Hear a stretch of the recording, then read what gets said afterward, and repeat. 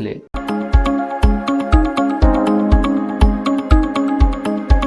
केशव और श्यामा के मन में अंडों को देखकर तरह तरह के सवाल क्यों उठते थे? इसका उत्तर हो रहा है, केशव और श्यामा के मन में अंडों को देखकर अनेक प्रश्न उठते थे, जैसे कि अंडे कितने बड़े होंगे, किस रंग के होंगे, कितने होंगे, क्या खाते होंगे, उनमें से बच्चे किस तरह आएंगे, बच्चों के पैर कैसे निकलेंगे, घोंसला कैसा है, क्योंकि वे अंडों के बारे में जानना चाहते थे। अंडों के बारे में दोनों आपस में ही सवाल जवाब करके अपने दिल को तसल्ली क्यों दे दिया करते थे? उत्तर हो रहा है, केशव और श्यामा दोनों आपस में ही सवाल जवाब करके अपने दिल को तसल्ली दे दिया करते थे, क्योंकि उनके प्रश्नों का उत्तर देने वाला घर में कोई नहीं था। अम्मा को घर के काम धंधों से फुर्सत नहीं थी, कहाँ दोस्त उठाते न बाबूजी को पढ़ने लिखने से। नेक्स्ट, अंडों के टूट फूट जाने के बाद माँ के यह पूछने पर कि तुम लोगों ने अंडों को छुआ होगा, के जवाब में श्यामा ने क्या कहा और उसने ऐसा क्यों किया? इसका उत्तर है, अंडों के टूट जाने के बाद माँ के यह पूछने पर कि तुम लोगों ने अंडों को छुआ होगा, के जवाब में श्यामा ने बताया कि केशव ने अंडों को छेड़ा। अम्मी जी, क्योंकि उसे लगा कि केशव ने ही शायद अंडों को इस तरह रख दिया था कि वे नीचे गिर पड़े, इससे उसे सजा मिलनी चाहिए। पाठ के आधार पर बताओ कि अंडे गंदे क्यों हुए और उन अंडों का क्या हुआ? उत्तर है, केशव के छूने से चिड़िया के अंडे गंदे हो गए। किसी के हाथ लगाए अंडों को चिड़िया नहीं सेती। सेती का मतलब होता है उस पर आकर बैठती, यानी जब तक चिड़िया अपने अंडों को नहीं सेनेगी, यानी उस पर आकर नहीं बैठेगी, तब तक उस अंडे से बच्चे नहीं निकलेंगे। चिड़िया अंडों को घोंसले से गिरा देती है और इस तरह अंडे बर्बाद हो जाते हैं। 5 नंबर क्वेश्चन है, सही उत्तर क्या है? अंडों की देखभाल के लिए केशव और श्यामा धीरे से बाहर निकले क्योंकि वे माँ की नींद नहीं तोड़ना चाहते थे।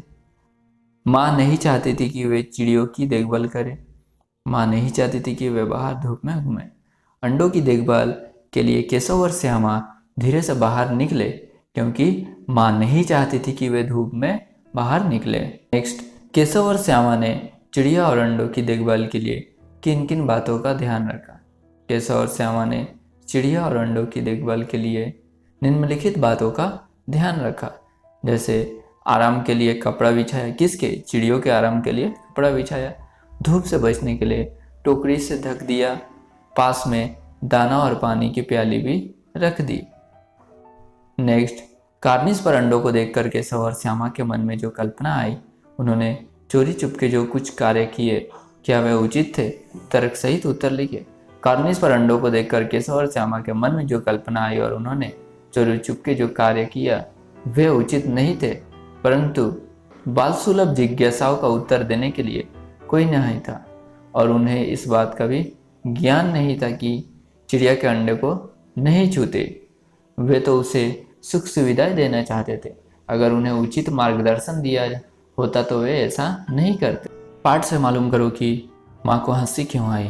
तुम्हारी समझ से माँ को क्या करना चाहिए था? माँ को बच्चों की नादानी व अज्ञानता पर हंसी आई। माँ को बच्चों को अंडों के विषय में जानकारी देना चाहती थी। माँ के सोते ही केशव और श्यामा बाहर क्यों निकल आए? माँ के पूछने पर भी दोनों में से किसी ने किवाड़ खोलकर बाहर निकलने का कारण नहीं बताया। माँ के सोते ही केशव और श्यामा दोपहर में चिड़िया के अंडे के लिए टोकरी और दाना पानी रखने बाहर निकल आए। पिटाई के डर से माँ के पूछने पर भी दोनों में से किसी ने किवाड़ खोलकर दोपहर में बाहर निकलने का कारण नहीं बताया। प्रेमचंद ने इस कहानी का नाम नादान दोस्त रखा। तुम इसे क्या शीर्षक देना चाहोगे? मैं इस कहानी में वर्णित बचपन की नादानियों को देखते हुए इसका नाम बचपन की नादानियाँ रखना चाहूँगा। अनजाने में हुई गलती पर केशव को कई दिनों तक अफसोस होता रहा। दोबारा उससे कोई ऐसी गलती ना हो, इसके लिए तुम उसे क्या सुझाव दे सकते हो, नीचे लिखो। केशव ने दोबारा ऐसी गलती ना हो, इसके लिए मैं निम्नलिखित सुझाव देना चाहूँगा। वह अपने माता पिता की आज्ञा का पालन करे, उसे कुछ करने से रोका जा रहा है तो उसके पीछे की वजह समझने का प्रयास करे। वह अपनी नवीन योजनाओं की चर्चा अपने माता पिता शिक्षक से करे। वह उनकी राय जानने का प्रयास करे। जब मैं 5 साल का था, मैं पहली बार हवाई जहाज़ से दिल्ली नानी से मिलने जाने वाला था। तब मुझे बहुत कौतूहल महसूस हुआ था। जिसे रोज़ आसमान में देखने की चाह रहती थी, उसी हवाई जहाज़ में मैं सफ़र करने वाला था। मेरे मन में कई प्रश्न उभरते थे, जैसे इतने छोटे हवाई जहाज़ में कैसे बैठ सकेंगे, हम सुरक्षित पहुंचेंगे या नहीं, यह हवाई जहाज़ को थोड़ी देर आसमान में रोक कर बाहर निकलकर देख सकते हैं क्या। भाषा की बात यानी हिंदी व्याकरण। श्यामा माँ से बोली, मैंने आपकी बातचीत सुन ली। ऊपर दिए गए उदाहरण में मैंने का प्रयोग श्यामा के लिए किया गया है और आपकी का प्रयोग माँ के लिए हो रहा है। जब सर्वनाम का प्रयोग कहने वाले सुनने वाले किसी तीसरे के लिए हो तो उसे पुरुषवाचक सर्वनाम कहते हैं। नीचे दिए गए तीनों सर्वनाम के भेद लिखिए। नीचे दिए गए वाक्यों में तीनों प्रकार के पुरुषवाचक सर्वनामों के नीचे रेखा खींचो। तभी उन्होंने देखा कि एक लंबा आदमी लड़खड़ाता हुआ उनकी ओर चला रहा है। यहाँ पर उनकी क्या है, सर्वनाम है। पास आकर उसने बड़ी दयनीय स्वर में कहा, मैं भूख से मरा जा रहा हूँ, क्या आप मेरी मदद करेंगे? क्या आप मुझे कुछ खाने को दे सकते हैं? मुझे कुछ खाने को दे सकते हैं। यहाँ पर मुझे क्या है, सर्वनाम है।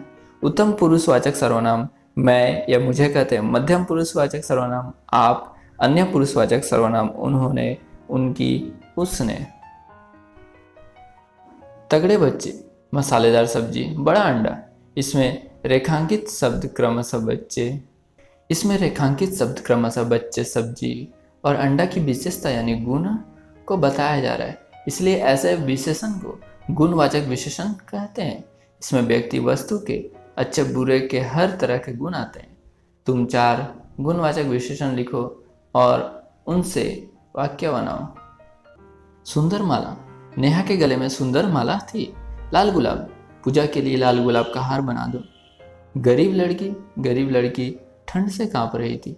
दयालु सेठ, सोहन की मदद एक दयालु सेठ से थी। अंडे कितने बड़े होंगे, किस रंग के होंगे, कितने होंगे, क्या खाते होंगे, उनमें से बच्चे किस तरह निकल आएंगे, बच्चों के पैर कैसे निकलेंगे, घोंसला कैसा है। पहला है अंडे बड़े होंगे, उनका रंग बताओ, अंडों की संख्या बताओ, उनका खाना बताओ,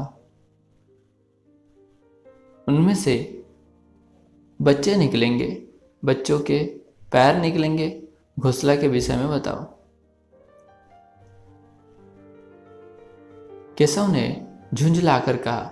केशव अपनी रोती सूरत बनाकर बोला। केशव ने झुंझलाकर कहा। केशव रोनी सूरत बनाकर कहा। केशव घबराकर उठा। केशव ने टोकरी को एक टहनी से टिकाकर कहा। श्यामा ने गिड़गिड़ाकर कहा। ऊपर लिखे वाक्यों में रेखांकित शब्दों को ध्यान से देखो। ये रीतिवाचक क्रिया विशेषण का काम कर रहे हैं, क्योंकि ये बताते हैं कि कहने, बोलने और उठने की क्रिया कैसे हुई। कर वाले शब्दों के क्रिया विशेषण होने की एक पहचान भी है। ये अक्सर क्रिया से ठीक पहले आते हैं। अब तुम भी इस 5 क्रिया विशेषण का वाक्य में प्रयोग करो।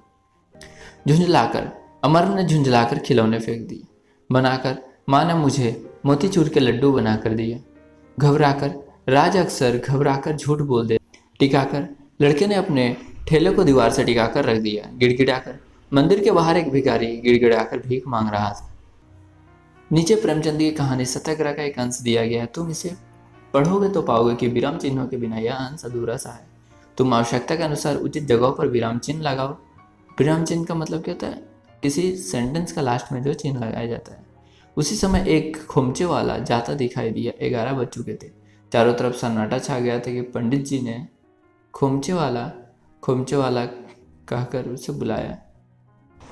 कहिए क्या दो, भूख लग गई है ना। अंजल छोड़कर साधुओं का काम है, हमारा आपका नहीं। मोटे राम अबे क्या कहता है, यहाँ क्या किसी साधु से कम है? चाहे तो महीने पढ़ रहे हैं, भूख न लगे तो मुझे केवल इसलिए बुलाया जाता है कि सारी अपनी कुप्पी मुझे दे दे। देखो तो वहाँ क्या रेंग रहा है, मुझे भय होता है। उसी समय एक खुमचे वाला जाता दिखाई दिया। 11 बज चुके थे, चारों तरफ सन्नाटा छा गया था। पंडित जी ने बुलाया, खुमचे वाला। विस्मय वादक चिन्ह।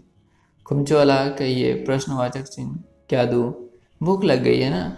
अंजल छोड़कर साधुओं वाला काम है, हमारा आपका नहीं। मोटेराम अबे, एक चाहे तो महीने पड़े रहे और भूख न लगे, जो तो केवल इसलिए बुलाया है कि जरा अपनी कुप्पी मुझे दे दे। देखो तो वहाँ क्या रेंग रहा है, मुझे भी भय।